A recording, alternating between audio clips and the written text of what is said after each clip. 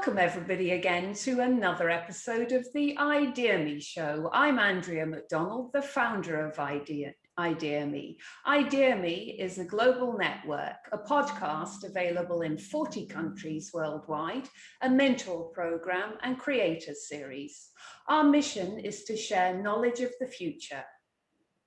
Today's show starts the playlist about resilience. We'll be looking at individual, statewide, nationwide, and planet-wide resilience.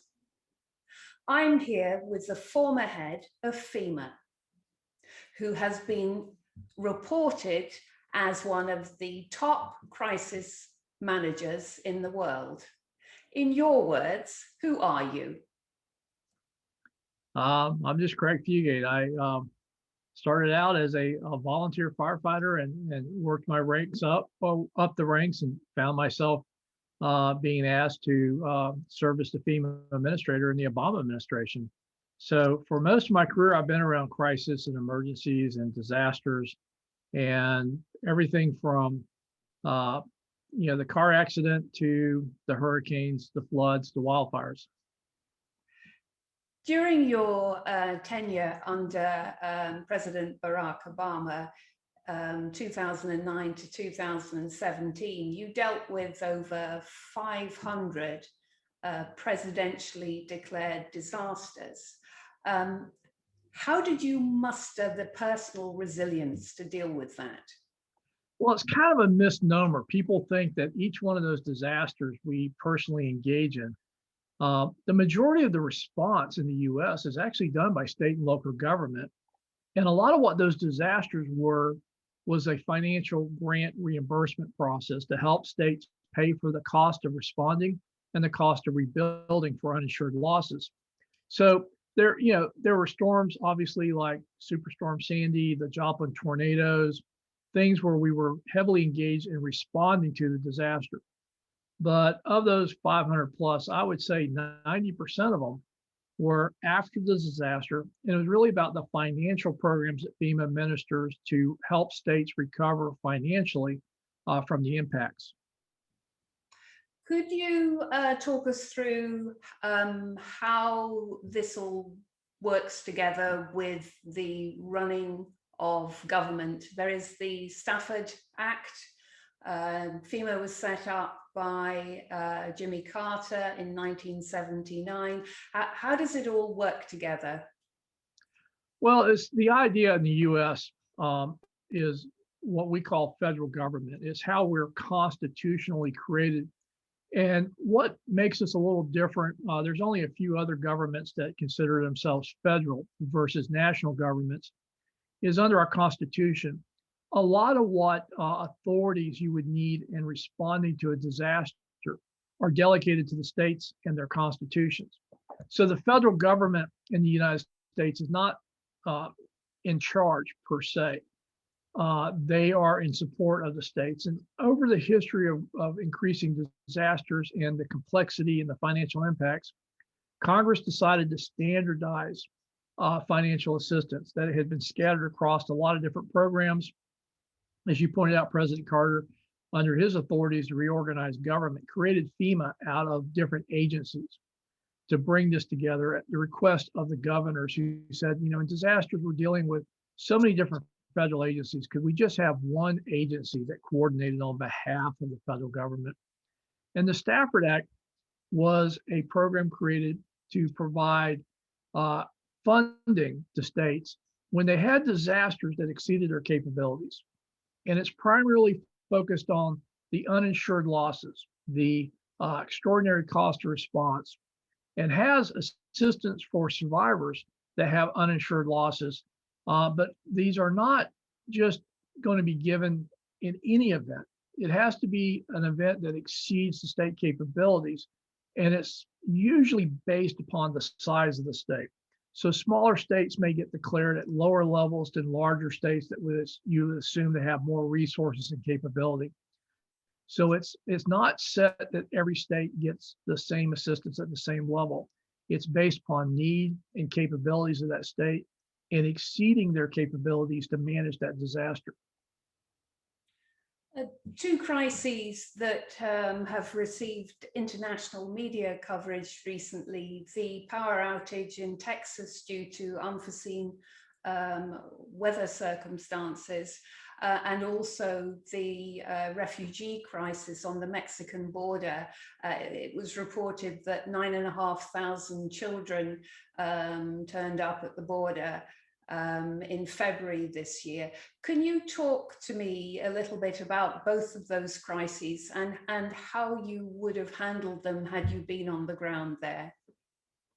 Well, again, FEMA is a support agency, and in the case where the states have the lead, they would support the governor. So in Texas, where we had the extreme cold temperatures and compounded by the power outages, the governor had asked the president for assistance to help with that response, both from the standpoint of things like generators, but more importantly, financial assistance. And so FEMA was in support of the state, and the state led that response. FEMA primarily has been helping financially, some supplies, but mainly financially. The situation on the border with the unaccompanied children is actually a federal lead responsibility. It's not a state responsibility. And FEMA in this case has been tasked by the Secretary of Homeland Security, where FEMA is part of, to support the lead federal agencies, which is Customs and Border Protection, and for the housing of these children, Health and Human Services, which operates homes and group sites for children that have come in illegally and are processed and cared for until the court determines their status, or they are literally paroled to family members or guardians. And the problem that has occurred is the children were coming in faster than Health and Human Services facilities could expand. Part of that was due to COVID and restrictions on in congregate care, how many people you could have in those settings. And so FEMA's been asked to support the federal government to increase the amount of beds available so that as children are coming in, that they can be processed, put into safe, secure locations, their needs be met, while the process of whether or not they're going to be paroled to family members or held in the group homes until the courts determine their status. Can we talk about the coronavirus now and managing the vaccine rollout? You were on CBS News with expressing how you would have handled it. Can you talk to us a little bit about that?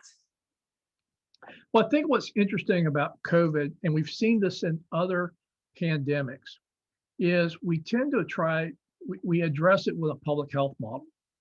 And we build our response around the public health response mechanisms that are in place. And we have seen in these events, not only in the US, but globally, that it fails in many cases. And I think we need to understand that in certain types of disease outbreaks, particularly when we're talking about a pandemic, the public health model may not be enough. It really takes almost a national response, in this case, a global response, because so many issues that COVID was exposing weren't things the public health community dealt with. Like it's easy to make the determination everybody needs to stay home. But how do you feed people? How do people get paid? What about, can't pay rent? Are people going to be evicted? And so I think the thing we need to think through is, yes, we need public health leading on the health aspects, but we need the rest of the team to be looking at some of the challenges we faced, supply chain disruptions, global dependencies on very narrow supply chains that became single points of failure, global competition, as we're seeing playing out right now with the availability of vaccines. And so I think that was, to me, the thing we need to take a step back and look at. Instead of just bringing together the public health to lead this response, we needed to bring the rest of the team. And I think that's where in the US emergency management programs, the federal government and FEMA is not to take over and run the response, but to really support the public health entities and focus on the other consequences that are not their core expertise or their area that they have resources in, and do that. So an example, as we saw more vaccine becoming available, states were going to have finite capacity on how many shots they could give. And so the incoming administration asked FEMA to look at how they could set up increasing vaccine sites to increase the number of people to be vaccinated. And FEMA did that working with the federal agencies, Department of Defense, Health and Human Services, and others, so that in addition to what the states were already doing, they could set up even larger sites with the vaccine and give more people vaccines. And that seems to have sped up vaccinations in the states that have these teams. In many states, we're now seeing the eligibility opening up as more and more people have been vaccinated. And it was, again, an example of how FEMA was supporting the Health and Human Services, but wasn't taking over the response. They were charged with building these sites and getting them up and running. Vaccine would be provided by HHS, but FEMA would help support that for the states. You're now working in more of an international context. You have a consultancy, Fugate Consultancy, or consultants. You are also the Chief Emergency Management Officer for One Concern. And can you talk to us a little bit about the organization and its international focus within your area of expertise? And One Concern is a company that I joined early in their startup phase, because they were trying to answer a question that I've been very intrigued by, and that is, why does it take a disaster to find out how vulnerable we are? An example: the power outages in Texas. We knew that cold temperatures would affect the grid. There were reports on that. There had been recommendations to harden those systems in Texas, but it never reached the point where it was done. And I think part of the reasons, nobody could really show them what a worst case scenario was. There was no simulation tool. And as we've looked at starting out with seismic risk, but now flooding, and increasingly as climate change is accelerating extreme weather events, look what's happening in Australia. This is the norm. These extreme events that we have no historical record of, and we have built so much infrastructure, and so many people now live in areas that have vulnerabilities that historically is not telling us how bad things could be. And so it was the ability to model and simulate how bad could rainfall events be? What floods when you get 3 feet of water versus what the maps that you have that are based upon older projections or past history are showing.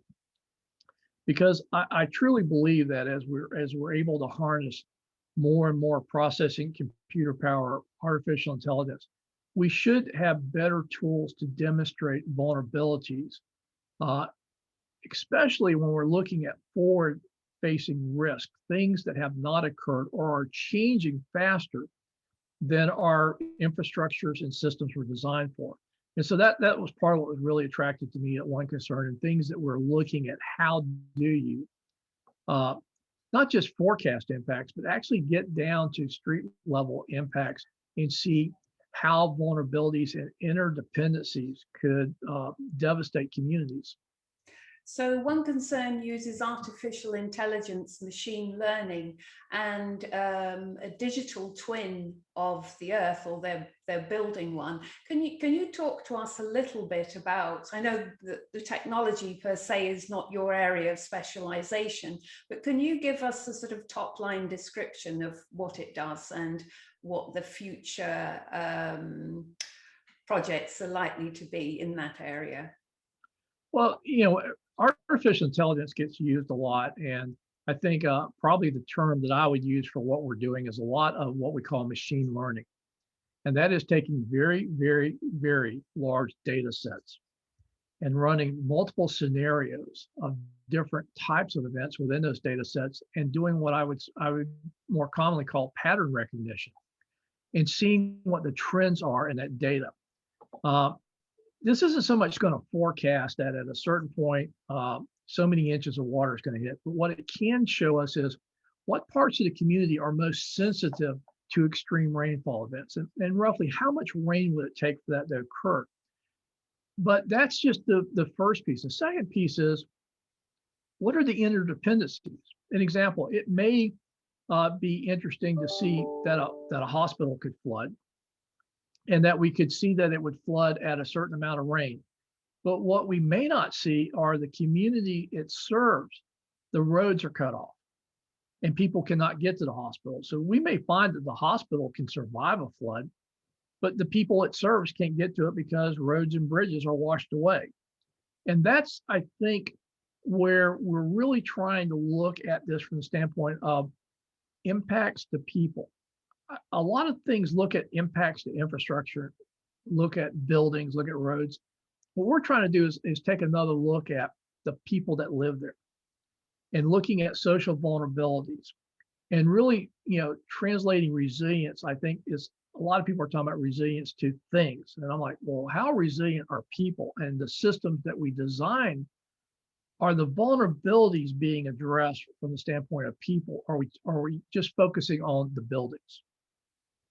What sort of clients have you got at One Concern? Are they government, are they commercial, or a mixture of the two? It's a mixture. And again, a lot of our work is still in exploring the commercial viability. But the questions we're asking are resonating in government, insurance, and reinsurance, and large not government, but large business organizations that are geographically spread around, organizations that I think have really started looking at their workforce. Too often we found that companies would plan for their buildings or their supply chain, but they're starting to recognize that if their employees are impacted or can't get to work or are having to stay home, as we saw with COVID, it affects their ability to conduct business. So it's that idea that you can really bring in so much data that before was almost unthinkable to look at, and start looking for these connections and identify vulnerabilities before they come. Because what happened in Texas, what the reports and the tragedies that occurred, it's not really surprising to me. The challenge was we had no good way of showing policy and decision makers what that would look like, and how cold did it have to get before this became the disaster? Because I think this is the other thing, is some parts of the country are very sensitive to extreme weather events. Others have normalized that, but when it exceeds that normalization, it will break the system. And we don't always know what that tipping point is, and history isn't really prepared us for that. Can you talk to us about your work in Japan? You have offices in Japan as well. Right, we are working with Sompo Insurance, who is one of the larger insurance providers to local governments. In Japan, there's not a FEMA per se, where the federal government and the national government is going to pay for a lot of damages. It's usually the local governments use insurance as their primary tool to manage their risk. And so Sompo was looking and asking a similar question that we were asking, is how do we build resilience in communities to reduce, in their case, both the impacts of disaster, but also the cost of disasters? Are there things that government could do differently? That one would be to reduce the cost to the insurer, but also the cost of the insurance and reducing operating costs. And so it was that question of looking at, in Japan, seismic's always been a well-known risk, but flooding has been increasing in Japan, like we've seen in other parts of the globe. And it's one of the, I think, probably one of the clearest signals of that climate change has already occurred, is extreme rainfall events that we are, in many cases, just not prepared for, based upon where and how we have built our communities. A lot of the massive disasters have global impacts and are in addressing the core reasons, a part of the United Nations Sustainable Development Goals. Do you ever mull over what you would do to maybe bring together greater international cooperation to address crises, disasters that have global impact? For example, you mentioned climate change, air pollution, the health of the world's oceans, plastics pollutions, PFAS. What would you do? Do you actually believe in greater global cooperation in addressing the effects of these issues? Yeah, in the U.S., I think we have a tendency to look inward so much that there are people that definitely look outward. But I think as national policy, the government has recognized that international disaster response isn't just humanitarian response. I think that's the first thing I learned in talking to my counterparts in New Zealand, Australia, the European Union, Korea, Japan, a variety of countries that I've worked with both when I was at FEMA and I have left. And that is, up until most recently, we usually have based our international disaster posturing as an aid program, providing foreign assistance and aid to what we would call the developing or emerging economies. Yet we've seen these same events devastate the economies and loss of life to the industrialized nations. And we're seeing common challenges that that have no boundaries, whether it is climate, whether it is cyber attacks, or disease outbreaks, as we've seen with COVID. And I think that has started to change the conversation that in the international community, it's no longer the aid model. I did some speaking in Sweden. And in the last couple of years, Sweden has seen unprecedented high temperatures in the summer months with wildfires as far north as the Arctic Circle. Sweden has always been a very strong player in both the humanitarian mission, but also within the European Union in mutual aid to other countries. But they've never needed it themselves until recently. And that was, I think, more difficult than they realized, that asking for assistance and being able to engage and put it to work is a lot more complex for the first time. Once you've done it, you get better. But we're seeing this repeated now, where countries that used to say, we will handle our own and we'll help other countries, are realizing that this is bigger than just that. As COVID pointed out, supply chain issues, where the interdependencies that are no longer independent to each nation struggling on their own, but have impacts and ramifications for everyone when that supply chain is disrupted. So yeah, I think that the thing I kind of noticed was the trend of moving away from it's always going to be us going to help somebody to really a mutual aid of how do we help each other? How do we build capacities? How do we lower the threshold to coming to assistance in a timely manner? And are there things that we should be focused on globally on reducing risks, such as pandemics? But there are other things that we see as well. And climate is, I really look at climate disasters as one of these borderless disasters.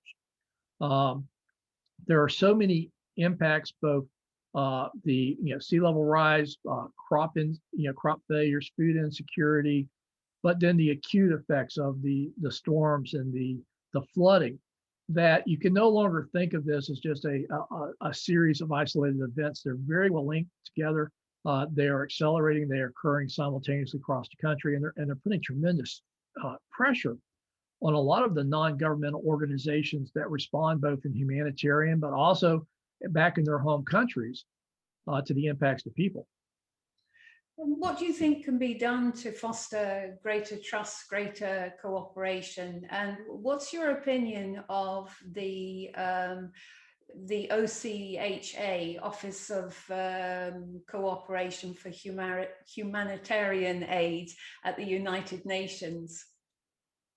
Well, again, I have dealt with these on the peripheral. FEMA was not part of the international response in the U.S., but we did a lot of technical assistance. And we were engaged by the Obama administration during the Haiti earthquake. But what I continue to see in talking to my counterparts at the EU and ECHO and others is we bifurcate. We have one system of humanitarian aid that goes out, and then we focus internally on our domestic disaster response. And within the EU, the mutual aid system across the EU members. But that bifurcation, I think, misses the point that the line between always being in the humanitarian role and being domestic is starting to blur in some of these events. And I don't know if we can afford to have two systems. I think we're going to continue to see the need to merge to one system.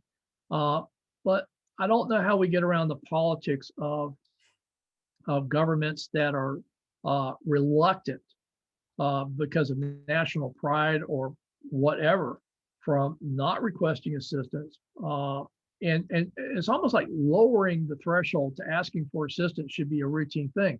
I mean, if you think about what the EU was able to do with their mutual aid, it's really just a government process these days. It's not something that's this huge event to ask for assistance through ECHO.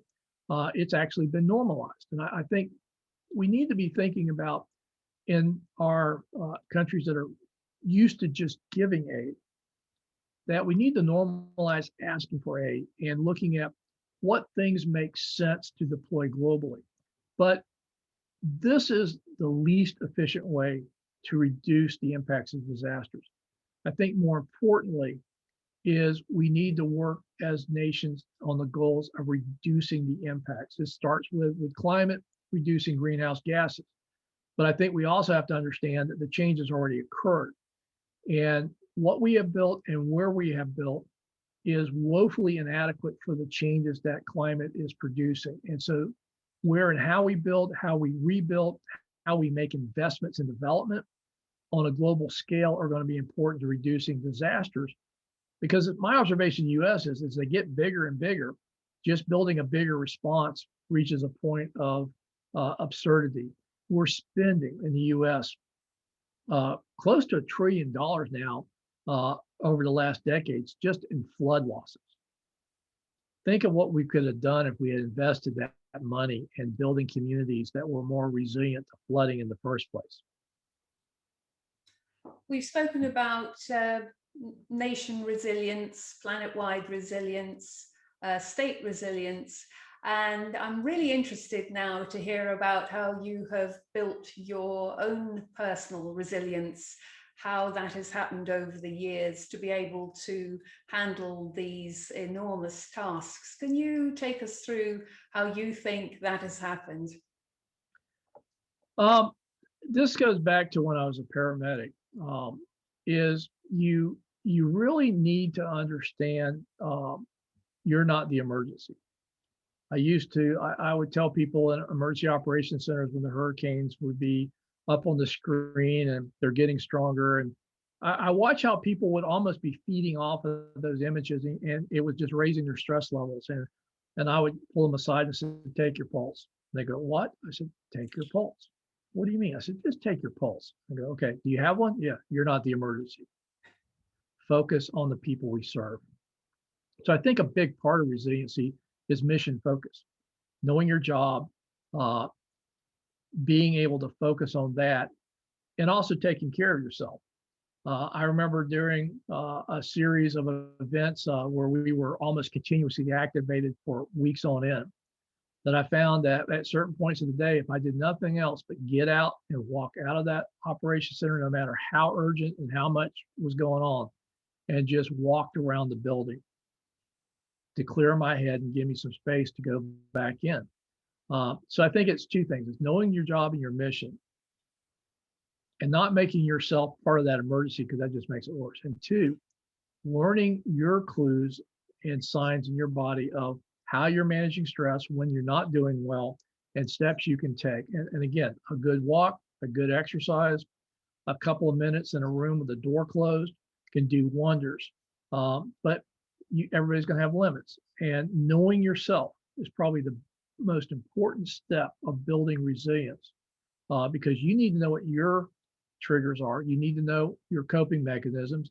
You need to know what works and what doesn't work. And you have to allow yourself downtime, no matter how crazy or chaotic the event is. If you go down, you're not going to help anybody.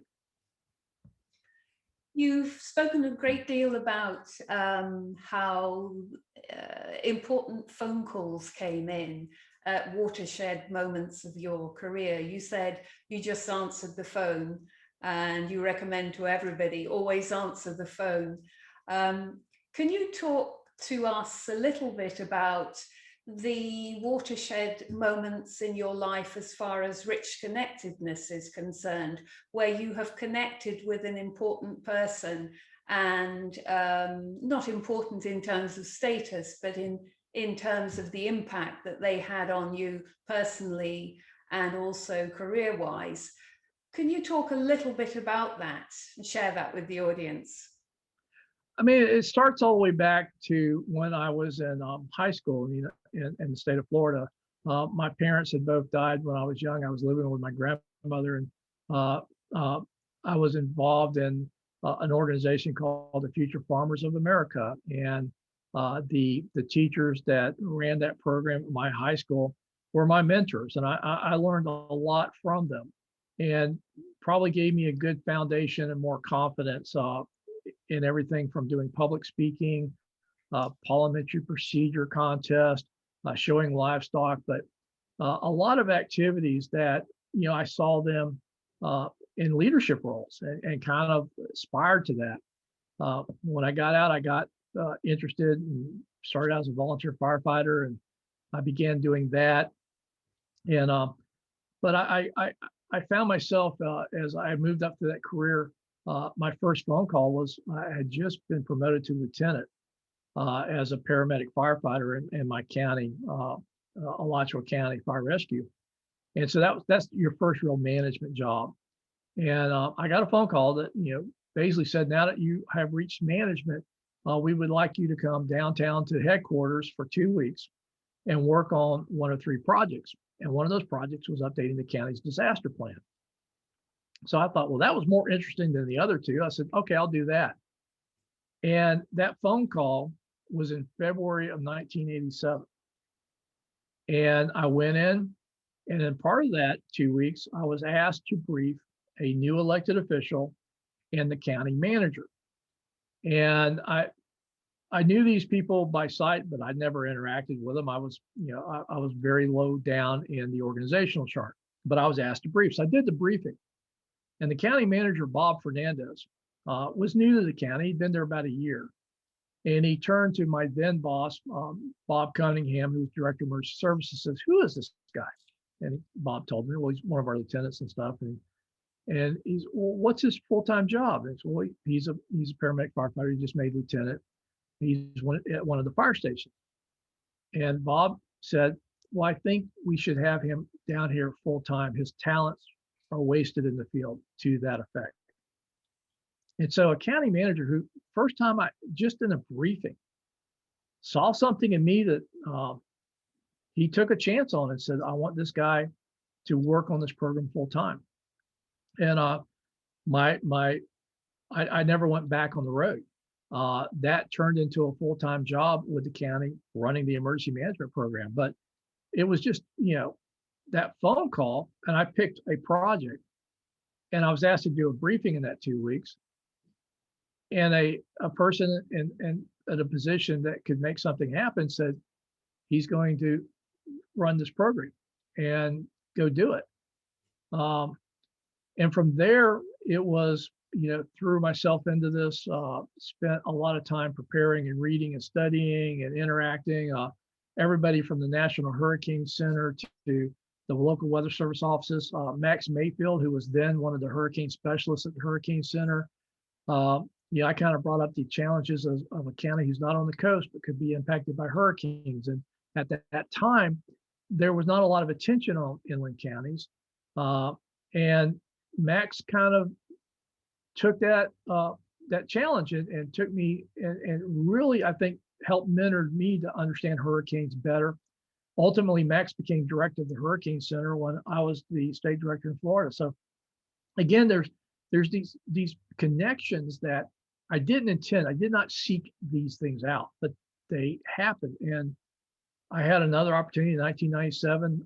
I got a phone call from the state. The director, Joe Myers, had an opening, and he wanted me to join his team. And again,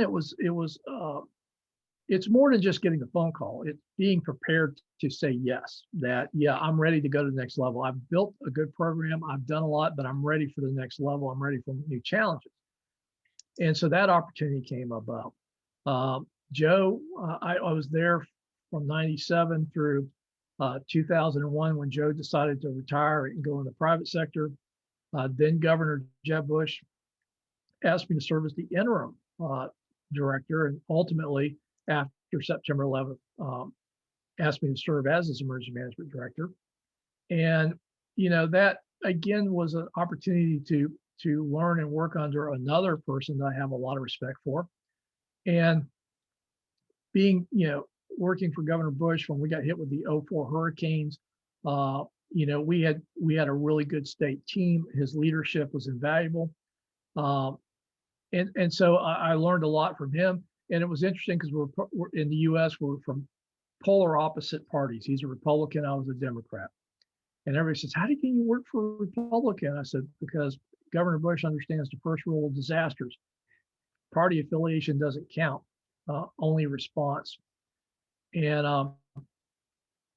so I built and worked in that program. Governor Crisp, when he became governor, asked me to stay on his administration. And then I got another one of these phone calls from Janet Napolitano, the new Secretary of Homeland Security, she wanted to meet me and interview me for a potential position in the federal government. And so again, I didn't apply for these jobs, but I think I spent a lot of time positioning myself through working hard, studying hard, engaging, and trying new things. And in a lot of cases, through the reputation I built, invited those calls, but it wasn't so much that I sought them out. You, without wanting to sound like a psychoanalysis session, do you think that there is something about your personality that attracts people to want to engage with you, to want to help you along the way? I don't know. I'm more introverted. I'm generally standoffish, and I'm not a great conversationalist. If I'm talking about something I'm passionate about, I won't shut up, but I'm not a small talk person. And I'm not one of these people that is, the traditional, office politics, stuff like that. I was pretty well known, and I think my reputation was just cut and dry, no nonsense. Be careful what you ask me, because I may give you answers you weren't prepared for. But don't engage me in small chat, because if you ask me about the weather, I'm going to go into the fronts, the forecast, the graphics, the hazardous weather outlooks, and all they were wanting to know was just a conversation starter. Is it going to be sunny or rainy? A final question before you go, if I may. We sit here in really tough times. In one way or another, everybody has been affected by this terrible pandemic. Could you give the audience, listeners and viewers, some advice on building resilience in tough times? This is the one thing that we've looked at a lot, and COVID was probably one of the hardest things to address this way. Is it isn't always who's the best prepared that does well after disaster. It turns out connectedness is one of the best indicators of how well you're going to do. Friends, families, church, social groups, community involvement, and that the more social connections you physically have, we see resilience go up. Yet in COVID, that very coping mechanism put you in danger. And so isolation became the answer. So I think part of resilience is, we went this way, we went the route of videos and calls and staying connected that way. Not the same thing as the personal engagement, but it was going to have to do. But I think that historically, when we look at resiliency among families and communities, the more social connections they have, the more resilient they are. Because I think it's a more, we're in this together. It's not just me. And I think being able to share that, it's interesting to me how often people think that they're the only ones that are going through or feeling something. And yet as they start reaching out or talking to others, find out it's actually pretty common, which surprisingly is almost a relief to people that it's not just them. And then I think the last piece is, you got to take care of yourself. I've seen people, they give and give and give. And, they say, well, I can't sleep. I can't rest. I can't take time out for myself. I can't be selfish. And I always caution them, if you wear out or you break yourself, you can't help anybody.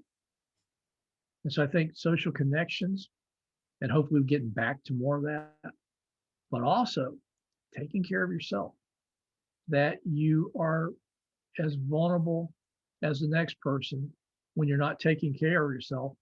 And now you may need help and take away from the people you were trying to help. Craig Fugate, Chief Emergency Management Officer of One Concern, thank you so much for your time. It's been an absolute pleasure. My honor. Thank you very much for being with us on this episode of the ideaXme show. Our mission is to move the human story forward by sharing knowledge of the future. You can find us across the internet on all the major audio podcasting networks at www.radioideaXme.com, YouTube and Vimeo. Please subscribe